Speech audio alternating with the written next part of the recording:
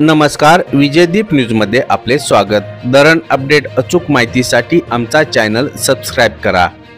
नीरा खोरे धरण पाणलोट क्षेत्रात मागील 24 तासात पावसाने चांगले पुनरागमन केले। गुंजवणी धरण पाणलोट क्षेत्रात घिसर येथे 76 मिलीमीटर, नीरा देवघर धरण पाणलोट क्षेत्रात Shirgaon 92 millimetre, Shirwali 73 millimetre, Hirdoshi 52 millimetre, Veer धरण पाणलोट क्षेत्रात वेल्हे 42 मिलीमीटर, भाटघर धरण पाणलोट क्षेत्रात कुरुंजे 18 मिलीमीटर, नीरा देवघर 33 मिलीमीटर, गुंजवणी 41 मिलीमीटर तर भाटघर 20 मिलीमीटर पावसाची नोंद झाली।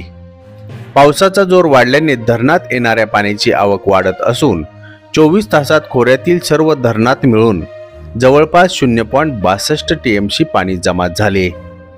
नीरा खोऱ्यात सर्व धरणात मिळून आज रोजी उपयुक्त पाणी साठा 13.01 टीएमसी तर सरासरी धरण टक्केवारी 26.93% आहे। मागील वर्षीच्या तुलनेत या वर्षी नीरा खोऱ्यात आज रोजी 1.55 टीएमसी पाणी साठा जास्त आहे।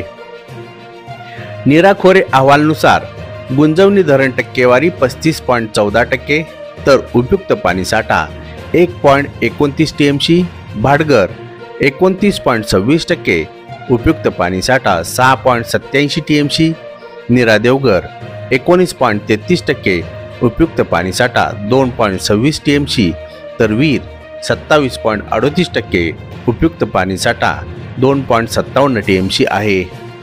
वीर धरणामधून नीरा उजवा कालव्यात सोडले जाणारे पाणी कमी करण्यात आले असून सध्या वीरमधून नीरा उजवा कालव्यात 802 क्युसेक्स विसर्ग सुरू आहे तर डावा कालवा बंद आहे।